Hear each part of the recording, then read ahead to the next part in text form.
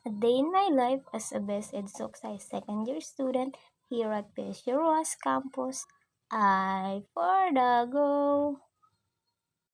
For today's video, ang ganap natin na ay mag-prepare para pumasok sa school ng above na itage. Huy!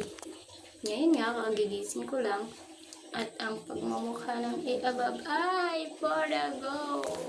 Pagkaring-mo.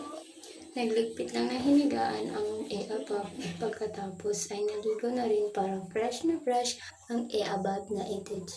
Hindi mawawalang paliligo kasi yan ay dapat important honor sa ating buhay. Dapat tayong malinis at mabango tayo araw-araw ay for the go! Then after ko maligo ay nag-prepare na rin ako para kumain. Ang ulam natin for this video is pritong isda at sinabawan. Ang sarap-sarap ng ulam natin for the day. Kailangan malakas tayo bago pumasok sa school. Ganyan ang mga above. And then after kung matapos kumain ay nag-prepare na rin ako, nagbihis. And then para go ang above. Going to school na. Outfit check. Charot! Tayo maglalakad lang for today dahil tayo ay nagtitipid. Kailangan nating i-budget ang ating perang pinapadala ng ating mga magulang. Dahil tayo borders lamang at malayo sa ating mga magulang, kailangan nating magtipid. Kailangan magtipid ng above. At yun na nga, andito na tayo sa magulong mundo. Hoy, hindi! Let me introduce to you my mga classmates. Napakagaganda nila. And super duper masayang kasama. At ngayon naman ay papanoorin namin ang video na aming ginawa. At ang video na napunta sa amin ay ang legal separation. Ay napakagagaling naman talaga ng mga above. Tingnan nyo naman, ang gagaling umakting yan. Kala mo nanonood kami sa sinihan. Huy, hindi. Sadyang magagaling talaga ang mga above. Then after ng first class namin, yan, tamang kwentuhan lang sa gitli. Pinagtitismisan ang buhay mo. Huy, hindi. Ganyan talaga kami.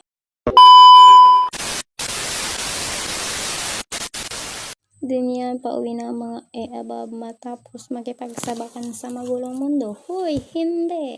Sa mga madudugong discussion. Huy! Siyempre, kahit ganun man, ay marami pa rin tayong matututunan. Dahil tayo ay soksay student, dapat mahusay. Yan, lakad naman ang mag-isa ang above. Talaga naman, talagang pagtitipid yan. For the go. Malapit na tayo sa aming boarding house.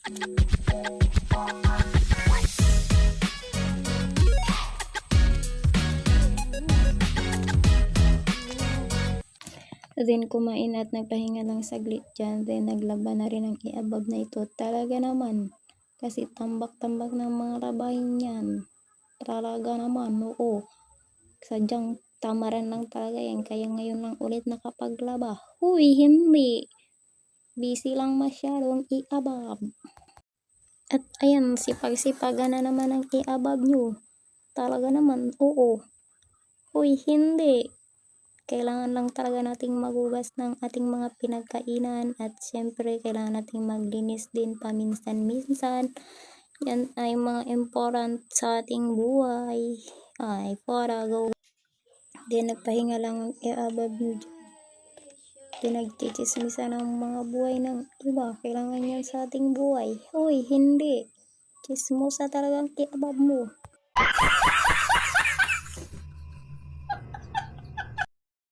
At hanggang dito lang muna ang for today's kaganapan sa buong araw natin. Mabuhay sa lahat ng mga boarders na katulad ko na malayo sa kanilang mga magulang.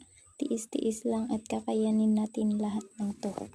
Sa lahat ng mga estudyante dyan, lalo na sa mga Best Ed Soksay, padayon at tiwala lang sa ating mga sarili. Kakayanin natin lahat ng to.